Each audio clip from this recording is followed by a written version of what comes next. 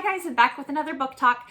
Today I'm going to be discussing a series of transitional readers. Now to review, I've talked about transitional readers before when I discussed the Katie Woo series, but to revisit, or in case you weren't with me for that video, a transitional reader is something that you would help bridge the gap between an early reader or beginning reader like this, Danny the Dinosaur.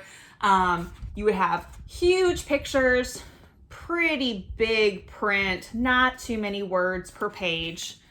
And then eventually, you want your kids reading something like this. This is Darth Paper Strikes Back. And even though this is really fun and youthful and still has a few pictures, you can see that's like a whole wall of text there. And the print is much smaller. And this can be really intimidating for kids. And we know that we want them reading, and not hitting a wall and not getting bored. So if they're getting bored with this kind of stuff, a lot of times we think we just need to keep moving up on these. Okay, they can read ones, now they can read twos, now they could read threes. But after you get past 2 or 3 on here, there's a whole world of transitional readers so you can start looking at that make them feel a lot more grown up because they don't have these they'll associate these with beginning readers even once they have a 4 on it, and it's actually quite challenging. So I love the transitional reader genre. This is where my twins are right now, so I'm reading a ton of these. So I'm going to be bringing you guys a lot of these for a while. So bear with me on that. Hopefully some of you are also there and will appreciate it.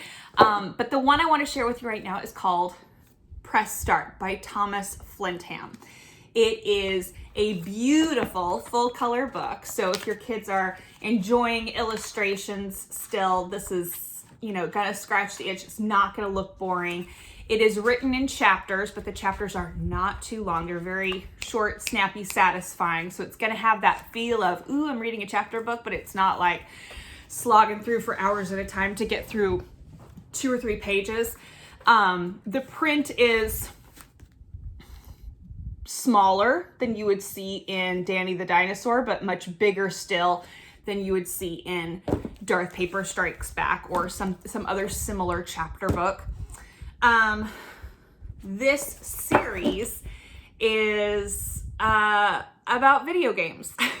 So if you've got gamer guys and gals at home, they will really enjoy the way that these are written. So the storylines are not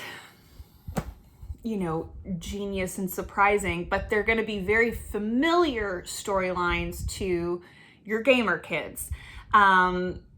There are some stories that take place all in cars, like races. The main character of all of them is Super Rabbit Boy. We can think of him kind of like as a Mario type character.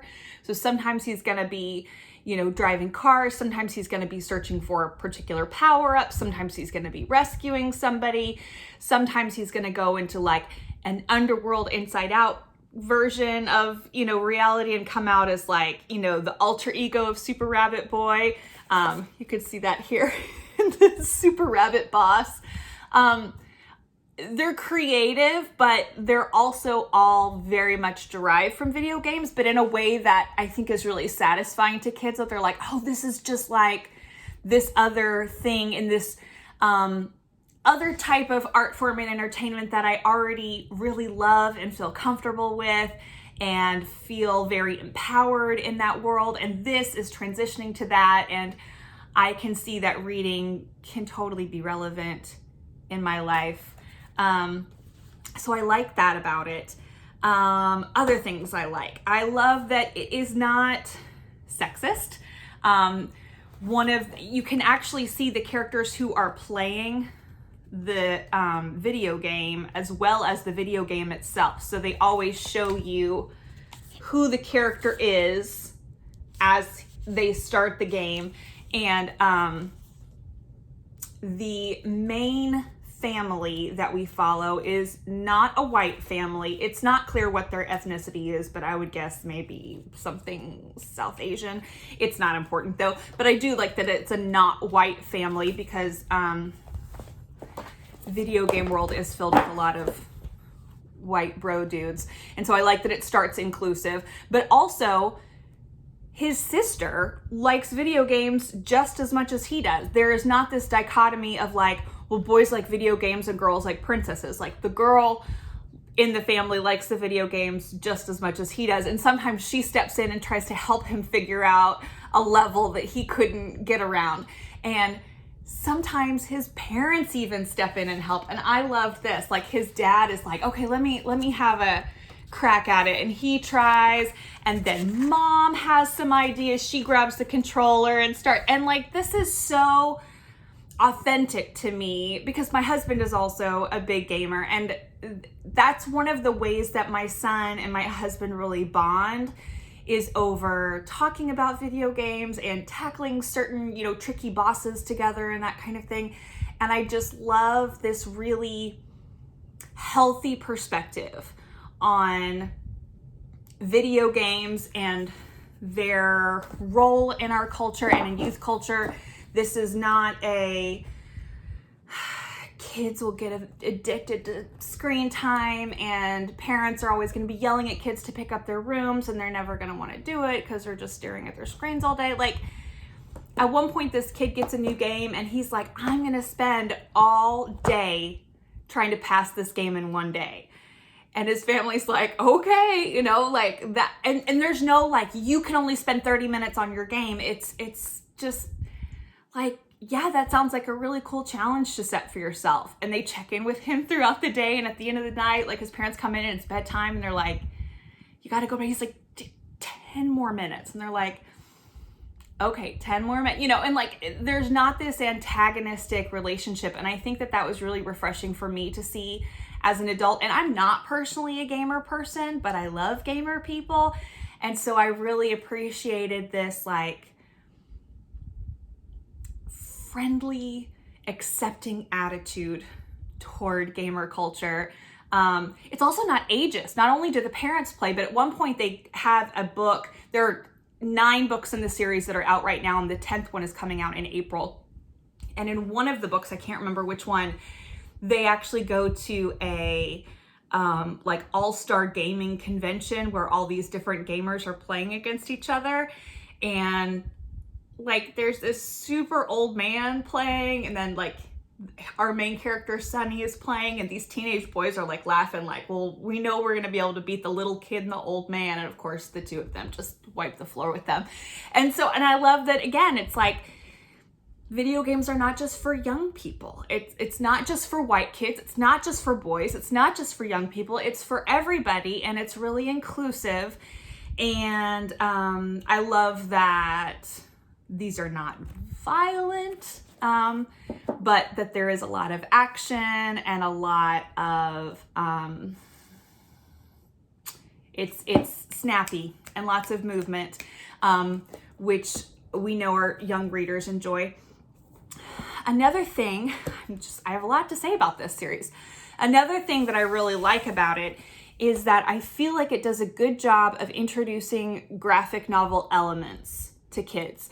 And you might not think like that's something that needs to be taught, but when you are reading a graphic novel or a comic book, there are certain conventions of when the narrator is talking and when the characters are talking, and looking at a page of text and pictures and bubbles and narration, which ones you read first, and which go in which order. And I actually have seen some graphic novels that my son has picked up recently, because he's more into graphic novels than my daughter is, that have not been well made, and following the conventions of what you should read first and in what order, because you should be going top to bottom, left to right, to make sense of the story and like the conversations as they go through. Some of these books are not written very well for that, so kids will get in habit of just kind of skipping around and reading whatever makes sense, and things won't make sense, and then they'll get used to reading things that don't flow in a common sense way, and that's a really bad habit to get into. So I think that these are written really well to introduce kids to that kind of structure, so you can see some of it's written like narration and some of it's written like text bubbles, and it's always very reliable as far as left to right, top to bottom conversation flow. I've never seen any errors or confusions in any of these 10 books that I've read with my son over the last couple weeks. And you know, I've had to encourage him on some of these things. Like it's common for him to start skipping things around. So it's nice for a kid that you know is going to want to read a lot of graphic novels to be there in these early transitional reader days and really help them say, so you left to right, top to bottom. Okay, start here, now go here. Don't skip this. And just kind of gently guiding them back to the past so that they get used to how to read these well, because you guys know that I really respect graphic novels, and I do think that they are a legit art form in the literary canon. And so I'm all for teaching kids from an early age how to read them so that when they start getting interested in them, they can be accessible and make sense, and they can be discerning readers about what makes a great graphic novel. I think that is all I wanted to say. I talked so much, my throat's kind of sore. I really thought this was a delightful series. It is from Scholastic's Branches series, which I've talked about before. I've been obsessed with this publishing arm of Scholastic lately. They just make great transitional readers. This is described as being about a second grade reading level. I think it is an M. They're fun. Oh, the other thing I liked about it, I knew there was one more thing, sorry. There's a surprisingly high number of, I mean, not super high so that it's frustrating, but there's quite a few invented words, made up words included in these books. Some of the characters will be something like, you know, Glomglorp or something like that. And sometimes that can be frustrating for kids, but I actually really like it as a little kind of phonics practice embedded throughout the book. They are always, sometimes when you see made up words in literature, they are made up in a way to look really foreign, so that you say, ooh, that's, you know, unusual looking, and you actually have no idea how to pronounce it. I can think of a lot of young adult novels that have that convention, and you're like, that looks like it could be Finnish or something, I don't know. But this has made up words that you look at it and an experienced reader knows exactly how to say that word because it is phonetically regular. It looks very similar to other words that they have read that follow phonetic rules that they know. And so they can very quickly apply what they know to this new made up word and keep going. And you can be watching in those moments as the parent reading along with them and notice when they want to say, you know, GLOM is gloam. And you would say, actually, gloam would probably have a silent E at the end, or a two vowels go walking in the middle, like an OA. But this one just has one O with the consonant either. So maybe that one's a short vowel. What do you think? You know, can we think of like, would it rhyme with mom, glom, mom, just one O in the middle? And so kind of having those brief little phonics conversations with them as they read, and also just kind of checking along to see how they do with that. We didn't end up having a lot of those conversations because my son was just like ticking along with those made up words really accurately, but I was delighted to see that because, you know, when you get to those made up words, you're like, how is this gonna go? But I thought this book did a good job of including made up words judiciously and in a way that was very practical and accessible to the second grade transitional type reader. Anyways, that really was my last thing.